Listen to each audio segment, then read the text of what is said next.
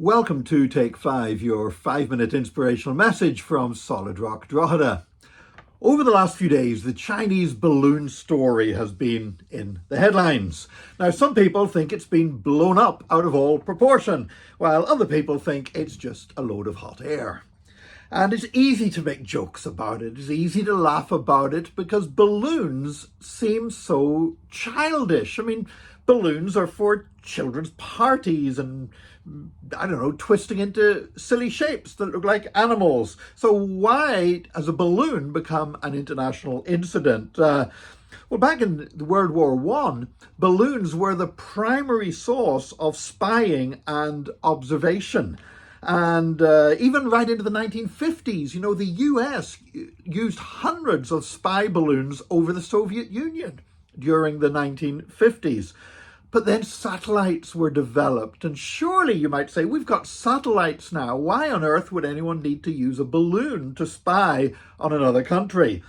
Well, the reason is that satellites follow preordained orbits around the Earth. So basically, every country knows what satellites other countries have got up there, and they know when they're going to be overhead their territory. And so they can actually hide stuff at certain times when they know the satellites are there, and then stop hiding once the satellite has passed on over. And so because of that, a balloon is much more unpredictable, that you might not know when a balloon is watching you, unless you can see it, of course. But balloons aren't that easy to see when they're really high up. Now, this balloon was big. It was really big. When we're talking a balloon, you could see it and it looked like another moon in the sky, even though it was 10 miles up.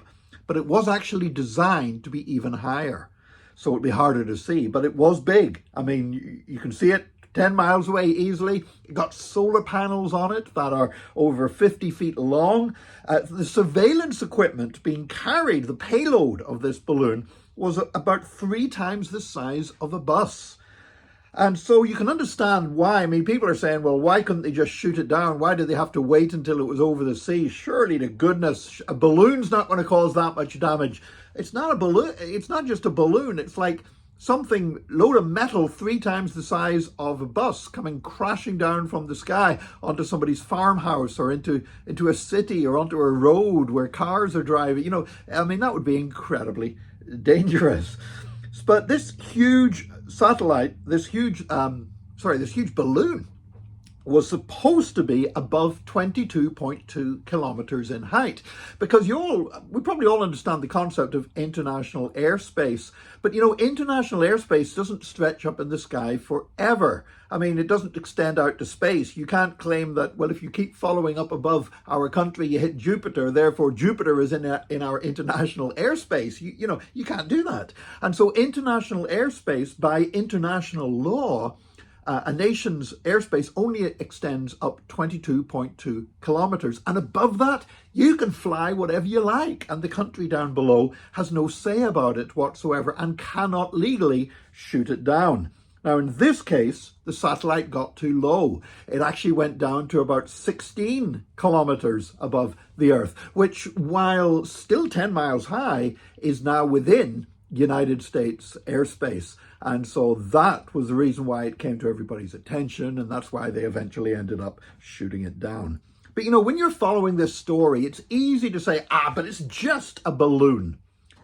Well, it really made me think this, that when you say it's just a something or other, usually that is creating an opportunity for something bad to happen. Certainly in the spiritual sense, when you say, oh yeah, well, I told a lie, but it was only a small lie. Yes, it was dishonest, but it was only a small amount of money. It's only this, it's only that.